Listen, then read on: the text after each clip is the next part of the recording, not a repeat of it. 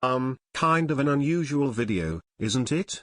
Well, I finally found a video editor, so I might start uploading again. This video will be different than all the rest, because I'm going to be talking about this one JoJo game, if you can even call it a JoJo game, and how I think it's just a huge mess of wasted potential. I'm going to be covering 3 aspects of the game: balancing, content, and the downfall of the game, so let's get right into it. First things first, the balancing, and oh god, the balancing. One thing to take note of is that not all specs are the same, but at the same time, most of the good specs have something similar going for them. Awakenings, not every spec has a similar awakening, which is the downfall of the specs that have different awakenings. Most specs involve you pressing U or any other key to awaken when you're at low health, and their awakenings are permanent. However, some other specs like Sam or Akaza can make you awaken whenever you want, but their awakenings are temporary. They do last for around 4 or possibly 5 minutes. But if your opponent is lucky enough to stall for 5 minutes, then you're just fucked. If your awakening runs out for either Sam or Akaza, you're basically finished. Sam is fast, but when your awakening runs out, you deal pitiful damage. Akaza has 2 HP regen even though the Trello states that it's 4 HP regen, but what's that regen going to do when you're slower, when you're out of your awakening? And since most of the actual good moves that Akaza has are locked behind his awakening, there's barely anything you can even do. And they have the audacity to give you a cooldown once your temporary awakening ends. I wouldn't mind this much, if you couldn't just reset your character once your awakening ends, and completely negate the awakening cooldown. Then please tell me, what the actual fuck is the point of the cooldown in the first place? I think it's weird how Sam and Akaza only gain actual use when they awaken, and their use is timed, while the other specs are always useful because their awakenings are permanent. Sam's COS mask doesn't make him hit 3 times as hard. It helps him during battle to breathe and keep up.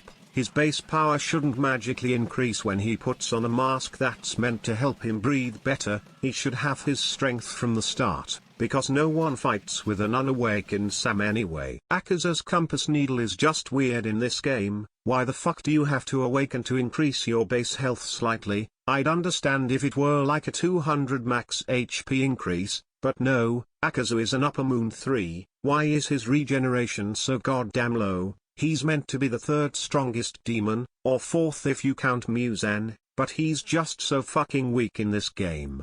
I remember fighting an Akaza user as Sam, and their awakening ran out and they just accepted defeat. Akaza and Sam need complete reworks. Every old spec needs a complete rework, because the PvP in this game is just completely unfair. Most of the newer specs or reworked specs have M1s, and those M1s stun the hell out of you, which leads to a combo happening that likely takes away 300 or more health away from you. Something that old specs don't have. I remember back in the old days before M1 stuns were introduced, the closest you could get to a stun combo was by using Gon. And even for specs that didn't have unlimited stun, they were still fun to use, like Sonic.exe. Nowadays you better make up reasons to have fun while fighting a Jeff the Killer user that spams that one knife move which jump scares you and makes them literally teleport to you. I get that Sonic.exe also had a teleporting move, but that was sort of balanced because they'd have to hit you first to make you their target, and they didn't M1 stun you in their combo that took away like 400 health. Now,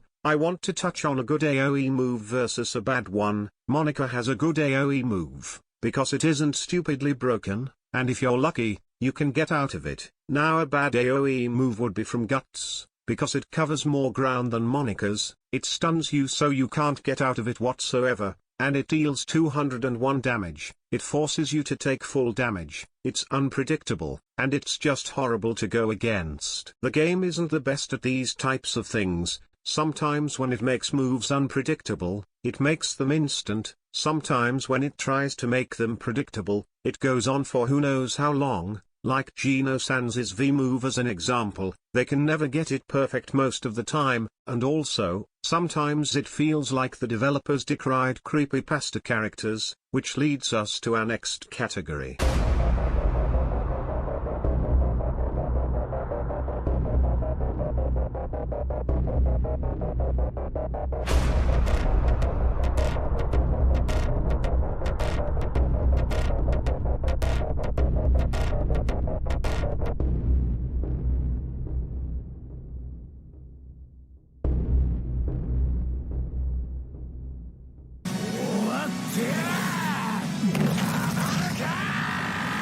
So, about creepypasta characters, this game has a lot of creepypasta characters, and I mean a lot, which is kind of boring. I don't mind creepypastas, but the ones that are in this game are no longer creepy. You can't look at Jeff the Killer or Slender Man and still shit your pants, especially since most people that play this game are teens. I remember feeling so disappointed when I found out that they were adding Jeff, instead of something actually cool like Raiden or Gogeta. They already had so much horror characters before Jeff, but as of now, there are currently around 11 or 12 horror stands/specs in total, with the 12th one being the Lich, if you want to include him. The only good stand I like out of them all is Monica, because she isn't overly edgy, and speaking of the Lich, it's kind of cringe. It feels like they just saw those TikTok clips of him going like, "Fall," and just decided to add him because of that, and gave him the second most boring cutscene in the game, of him just walking towards you while yapping, "You are strong,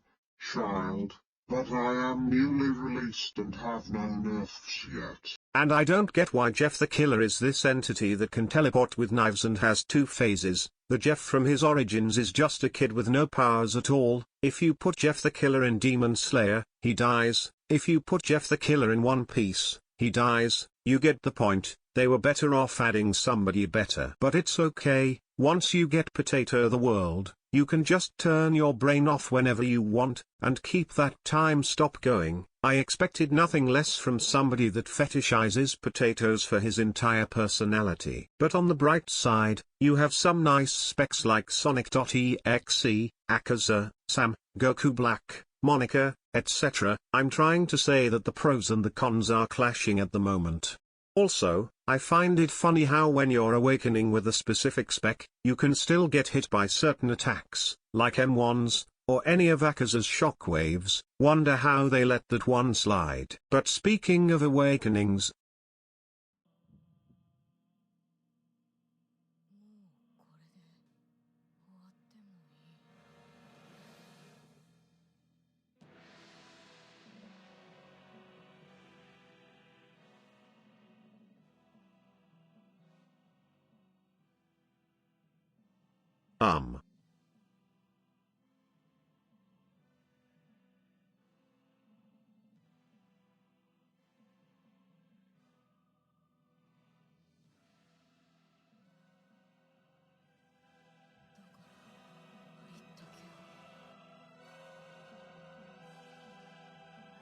is he finished?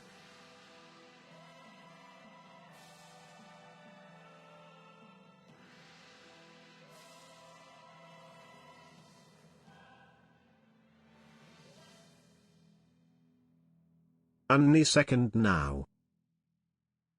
Yeah, Gon's awakening. The last thing you want to do while fighting somebody is to wait an entire minute. You may as well fall asleep on your keyboard. You can only see the awakening so many times before you're just bored. How come Jeff's awakening animation lasts for like 7 seconds?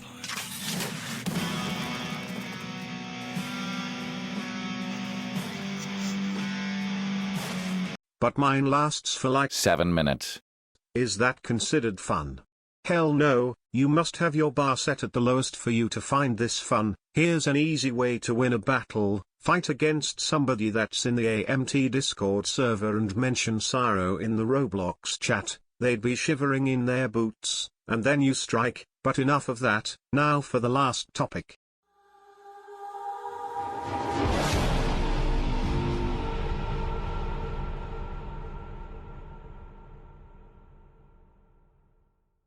All this shit aside, I know that I've been quite harsh on this game, but there's some good memories from it. It's the game that introduced me to MGR as a whole. Before playing it, I barely knew who or what Sam was, and then I learned, and guess what, I even paid and downloaded the game. I didn't know what Demon Slayer was, but I did some research and found out. This game introduced me to communities that I didn't know of, but then it fell off. I think the downfall started when they added Vegito, because that's when they started to experiment on the M1 stun, from what I'm aware of. And then everything else that came after not only had M1 stun, but their moves stun as well. The stun itself ruined the game. Nowadays you can just turn your AMT experience into the whole and the JoJo game experience with Crazy Diamond. If you're good at a certain spec, watch them try to justify something like a Potato the World rework with M1 stuns, because at this point, it feels like it's getting there. And seeing what this game was before all this overall stun fest, it feels like I'm playing a completely different game,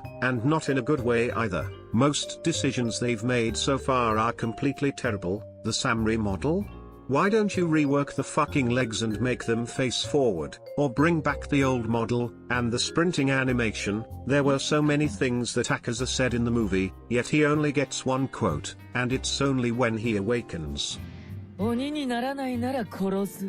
Rework Slenderman into a spec, do anything that doesn't decrease your players day by day. I know that I've been focusing on Sam and Akaza for most of the video, but they seem the most imperfect to me, with a lot of potential that the developers are too blind to give to specs like those. This is what I meant when I said that they decried horror game characters. Over the months we've gotten a Monica rework, a Baldi rework, and a Purple Guy rework, but only a singular normal character rework, which is Sans, and they added Lich, the character that the show he's from tries to make him all scary. If you want to add a menacing character, at least try to add Orochimaru or something, instead of Mid the Killer. Anyway, that's all. I won't be surprised if I get banned. If you have been noticing in the background gameplay, there's something wrong with Akaza's F move that lets you use it twice. Is it a bug? No idea, but Akaza is just so bad that it just feels normal to play like that. This game is just a gigantic waste of potential, and this is him signing off.